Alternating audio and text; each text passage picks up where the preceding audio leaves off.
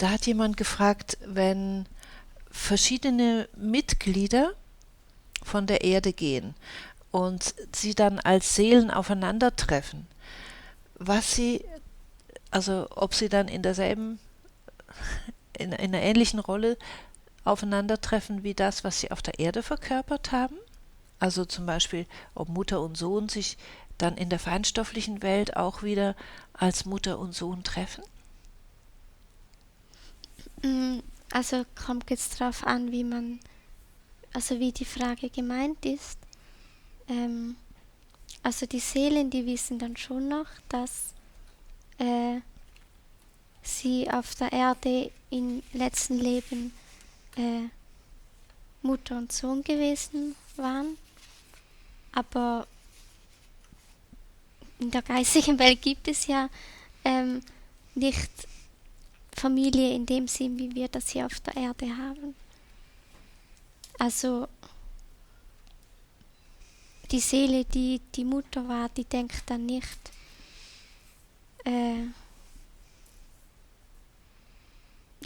sie ist die Mutter von der Seele. Also ich weiß nicht, wie man das jetzt genau sagt. Also sie wissen, was sie gewesen sind im letzten Leben, aber man weiß dann ja auch, ach so, 3 Leben vorher, da war vielleicht der Sohn die Mutter und die Mutter der Sohn. Also weißt du, wie ich meine?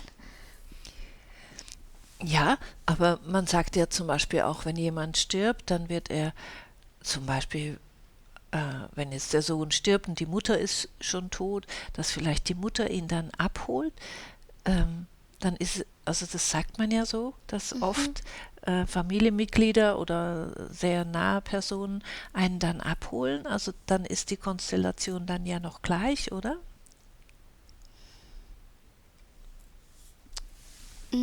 Also eben, es kommt darauf an, wie man das versteht, aber eigentlich nicht ganz, weil sie weiß schon, sie war die Mutter gewesen Alles gut. und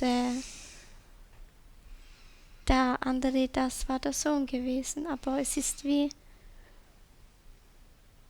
trotzdem nicht das gleiche Gefühl wie hier auf der Erde, weil man ja auch weiß, vor 3 Leben, da war ich der Sohn und da warst du die Mutter. Also es ist wie, weiß nicht, wie man das genau sagt. Also die Liebe ist nicht weniger, das ist nicht der Punkt, aber die Art und Weise, wie man sich halt sieht, ist halt einfach eine andere, weil man ja irgendwie ja halt wie mehr weiß als nur das, was man in dem einen Leben war. Also es ist dann nicht so, wenn ich jetzt sterbe und auf der anderen Seite wartet mein Vater oder irgendjemand, dass ich den sofort sage, da wartet der jetzt gerade, Ach da so, wo du ich meinst, herkomme, mein Vater war. Also ach ist so, mir das dann klar oder nicht? ach so, du meinst, ob man sich erkennt Ja? gegenseitig? Ja schon. Also Okay. ähm, in der geistigen Welt, da können wir ja entscheiden, wie wir aussehen, ob wir so aussehen wie im letzten Leben oder ob wir einfach so als Lichtkörper da sind oder ob wir irgendwie das Aussehen haben von einem Leben, was vielleicht schon 10 Leben her ist. Und wenn jemand stirbt, dann weiß die geistige Welt, bevor der stirbt, dass der stirbt. Auch wenn der Mensch selber das nicht weiß. Und wenn dann der Sohn stirbt und die Mutter ist schon gestorben, dann weiß das die Mutter, ja, und dann Ja. kommt sie so zu ihrem Sohn, dass er sie erkennt. Ja, Aber alles klar. also Alles klar. Ja. Ich glaube, damit ist die Frage gut beantwortet, oder? Und dann war eben noch die Frage von derselben Fragestellerin, ob die Seelen dann weiterhin nur spüren, ob sie einander auf dem Lebensweg begleitet haben und voneinander gelernt haben, und sich Dinge aufgezeigt haben? Also ist es dann einfach in einer späteren Phase? Also zuerst mal kommt so quasi die bekannte Gestalt aus der letzten Inkarnation und dann wandelt sich das? Also du meinst mit den früheren Leben, das Also oder? wenn die beiden, also wenn du jetzt bei dem Beispiel bleibst, die Mutter weiß ja, ihr Sohn wird sterben und dann kommt sie so, dass er sie erkennt als Mhm, seine Mutter aus dem Leben, wo er jetzt gerade herkommt.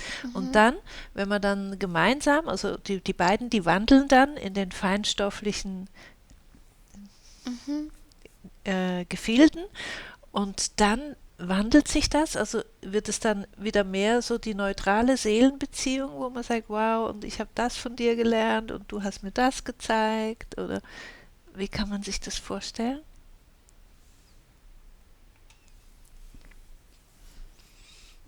Also ich probiere jetzt zu verstehen, was du meinst.